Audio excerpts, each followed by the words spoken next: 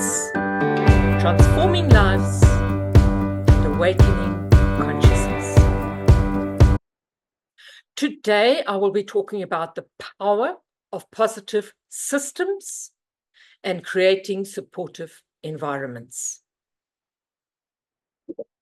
Welcome to Inspirational Systemic Insights, where we explore the profound impact of systemic constellations on our personal and professional lives.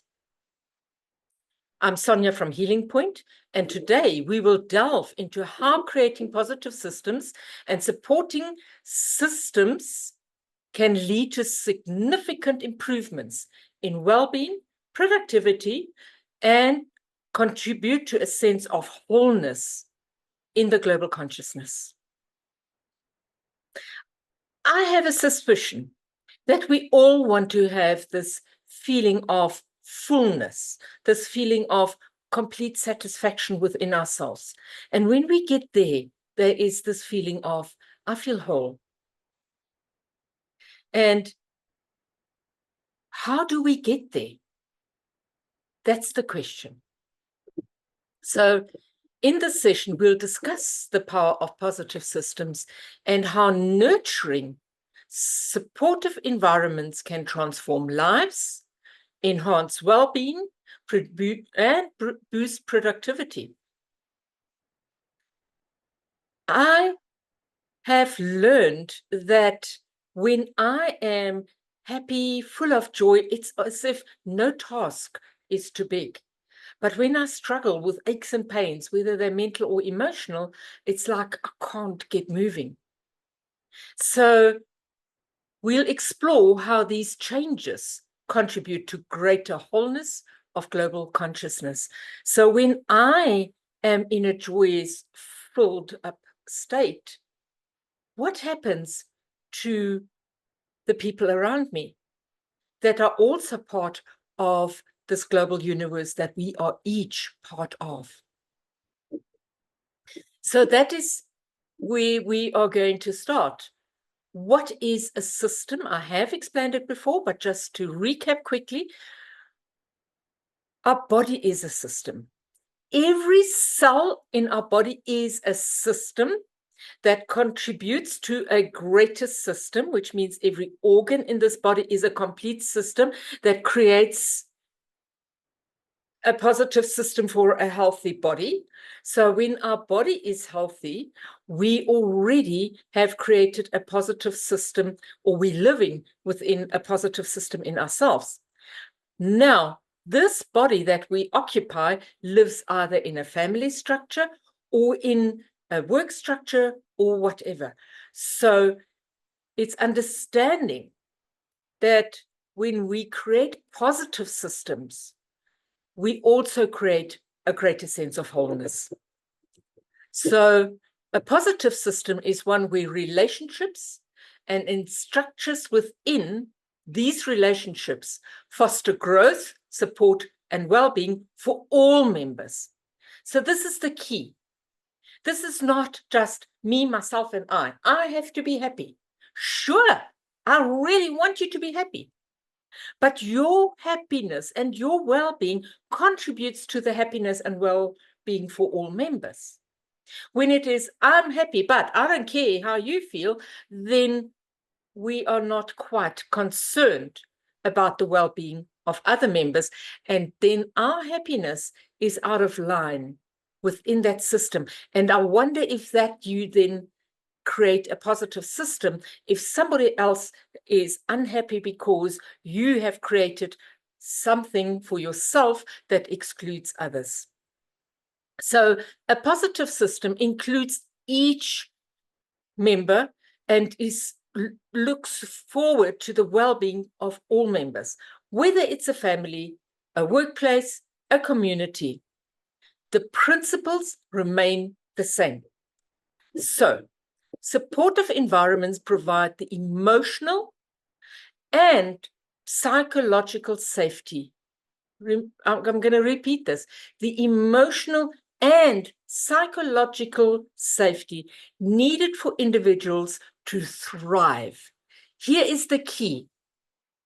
When we thrive and we can gain thrival mentality within the whole system, then the people will be supported, they will feel supported, they will be more creative, they will be more productive, and they will be more engaged. And this sense of support and connection also nurtures a feeling of wholeness within individuals of the larger community. So if you are a team player at work and you contribute fully, everybody else feels more engaged and can contribute fully. And then that connection nurtures an achievement, a sense of achievement, and we can all celebrate together. So, how does this connect to global consciousness? So when we, and it does start with me, create positive systems, I have a power to either be creator in a system that I am in, or I can be a detractor in that system. So when we commit to creating positive systems, we, each individual, contributes to the collective well-being and harmony of global consciousness. So it's not about starting the work out there, doing the work out there. It is about doing the work here within each individual. Every supportive relationship and environment adds to the collective energy of compassion, unity, and interconnectedness. And that is where I see our global consciousness growing with compassion. We are all one. We are all interconnected. And when we understand that, we will want to be more within ourselves. So let's look at how can we create positive systems in our personal lives. What does it mean to build positive family dynamics? Oh, families. Oh, who doesn't have some or other interaction with some or other family? And what I'm hearing more and more is I don't speak to my brother anymore. I don't speak to my sister anymore. No, my mom and I, we have such a bad relationship. And what does that create for you? And then what is happening, and I see this more and more, is it is best if I don't talk to my brother because I am in a positive mood and he just brings me down into a bad mood. How's that creating a positive, supportive family dynamic? By isolating yourself and being with yourself. Yesterday, I did a constellation for a client, and her idea of supporting or being a supportive family member was to take on all the family dynamics and try and control and make it all work. Yet she doesn't speak to her brothers, she doesn't speak to her father, but she takes on all the difficulties. And now she wonders why there are disruptive family situations happening over and over and over again. So let me start. In our personal lives, creating positive systems starts at home. Yes, the same individual struggles with even her family members at home. So here again, it starts with you. It starts with me. So this means we need to foster open communication. And this is often difficult. How do we create open communication when we have these feelings of antagonism, these feelings of, oh, they disturb my peace? So how can we create peaceful communication? And I will look at that and do more of that in my next video. Creating mutual respect and understanding within the family. It's about encouraging family members to express their needs and feelings openly. And this is very difficult. In some families, expressing your needs and expressing your feelings is almost quite dangerous because you don't want to feel weak, because it may be used against you. And I understand that what I'm saying here almost seems impossible for you. So stay on this journey and let's see how we can go forward one step at a time. This is just the beginning of the journey. So stay on it and continue on it one video at a time. I'll get you there, or you'll get you there. I'm just going to give you some of the insights, some of the tools to get you there. So let's start somewhere small. I always say to my clients, you don't have to conquer the world in one day. Just one day, one step. So let's start with some steps to create a supportive home environment. Active listening. Oh my word. I'm the world's worst. I want to always chip in. I hear what you're saying and I'm da. No. Zip it. I've got 2 ears. But it's not about hearing, because the ears are only about hearing. It is about engaging. It's about being present. And make it a habit of truly listening to each without judgment. And this is the key. We want to chip in and we want to say yes, but, and so on, and zip it. Listen actively. Don't judge. And just be very present.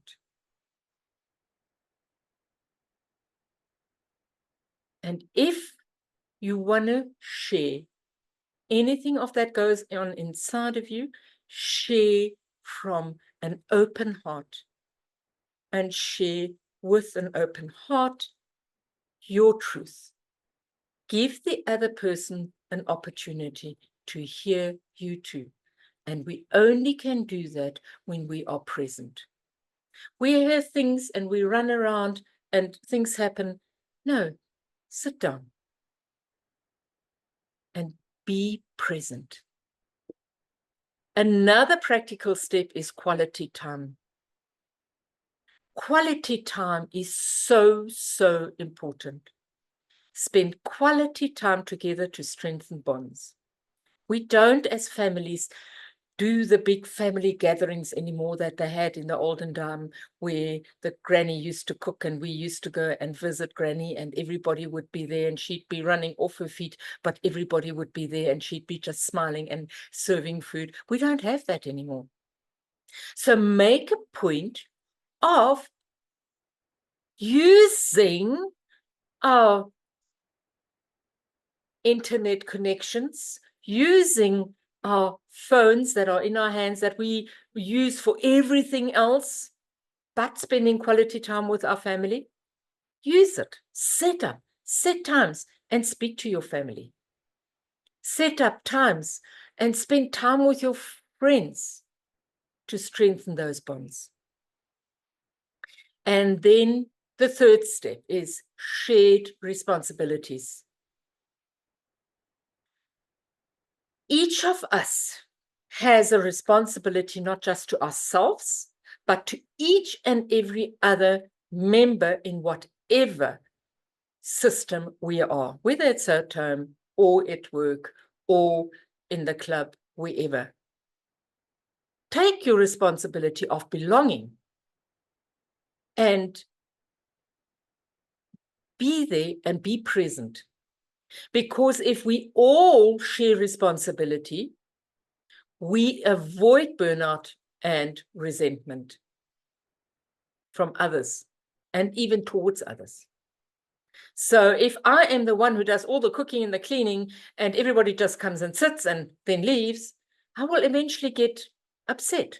So it's good to early on Work with your children. Everybody, shares responsibility. My 3-year-old helps setting the table. Yes, it's got to be age appropriate. She can put knives and forks on the table. Does it have to be perfect? No. But she gets a sense of, yay, I can do this.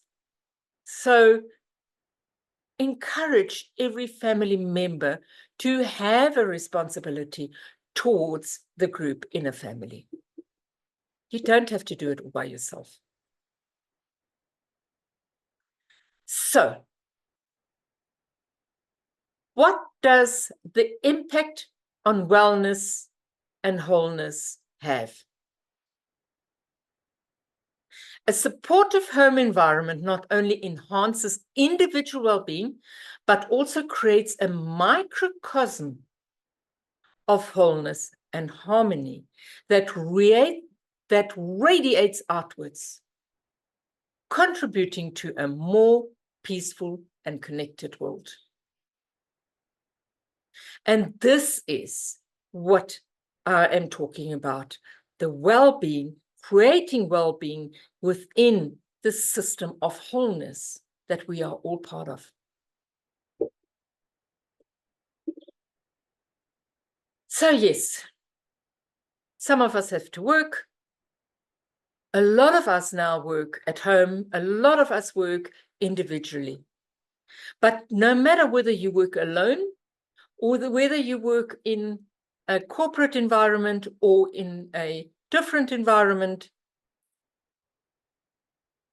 again, it's up to you to look at what can I do to create a positive system in my professional setting. And yes, if you are just the small one in the company, you are there because you have a very important task to do. And you are as important as the CEO in the company. So don't make yourself smaller and say, it's the boss's work to do. No, you want to create the best possible positive system for you to work in. Don't make it the job of the others. Don't look at what the others do negatively. Do what you can do to foster a positive workplace culture. Because even if you don't get validated, you do it for you. Because when you start working on you, and what is my truth, and what is the wisdom that is within me that I can use to create something new in the professional setting, this, whatever you do to create a positive system, can significantly enhance not only your productivity, but when you are happy and you are productive and you have job satisfaction, it's infectious. And others will want to be like you. Yes, there is an element that others get negative because they want to have what you have. Sure, that's good because you started making a difference. And then help others start with their own culture of respect, including everybody and using collaboration. I love that.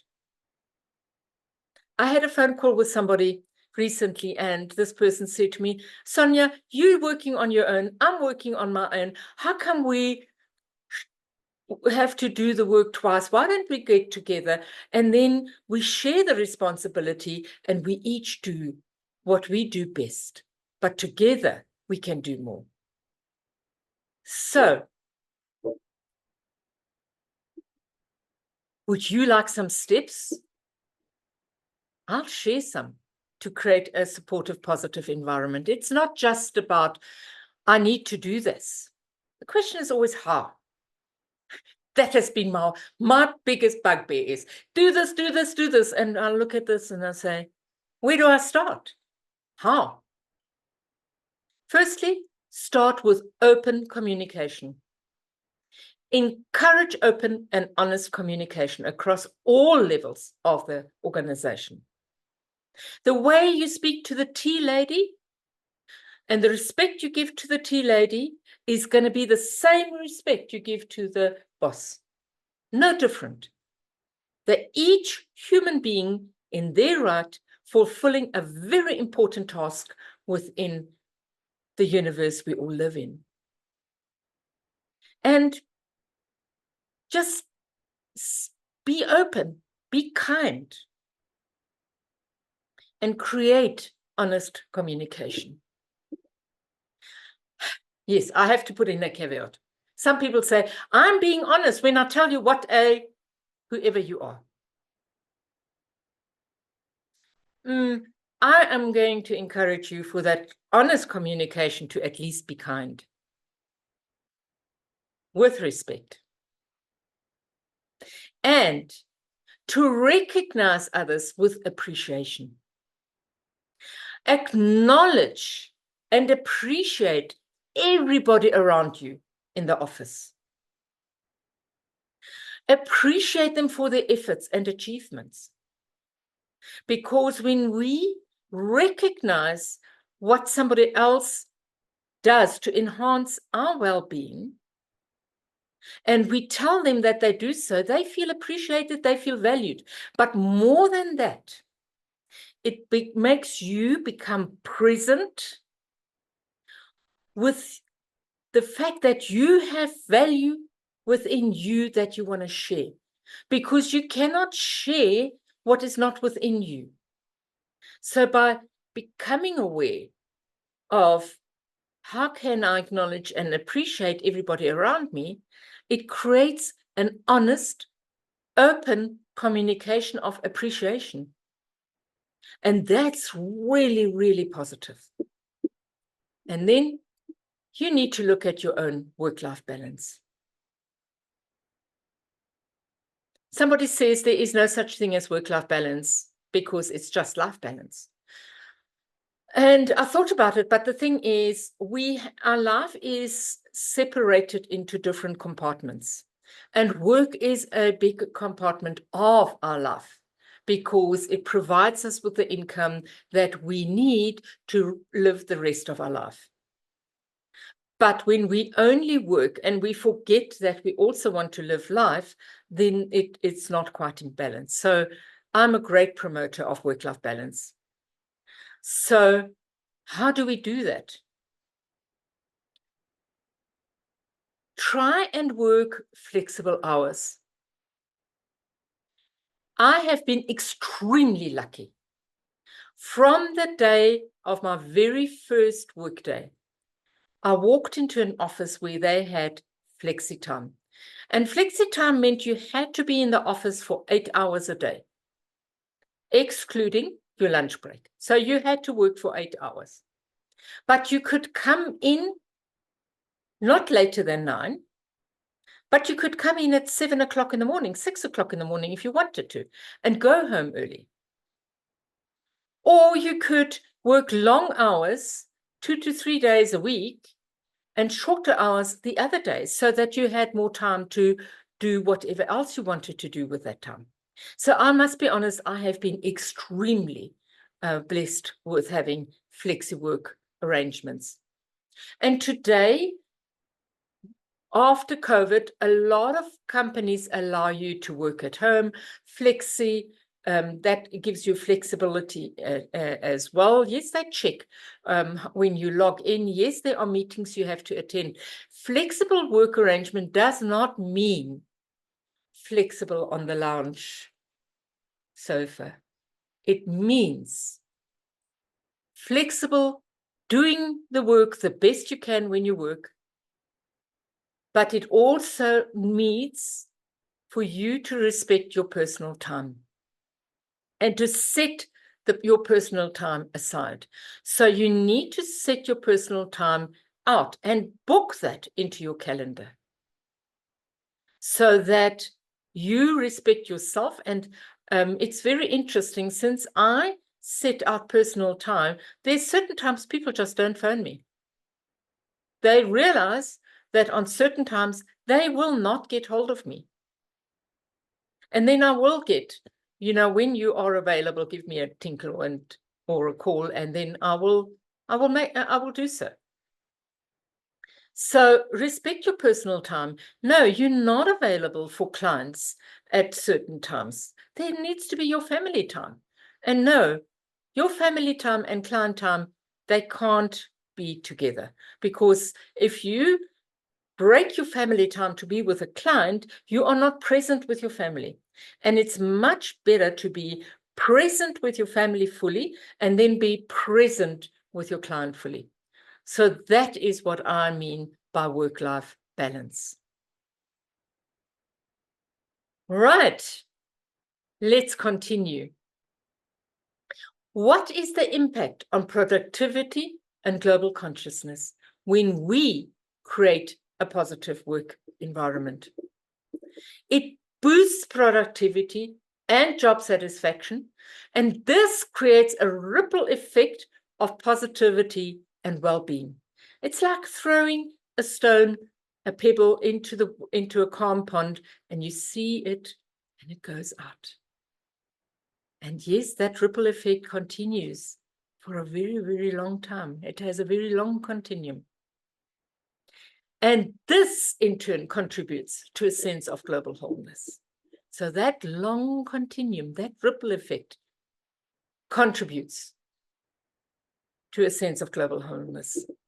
As happy and fulfilled individuals are more likely to engage in compassionate and constructive actions within their communities. It is not just opening your wallet and saying, here is some money for you to do. It is about wherever you engage with presence in a compassionate manner.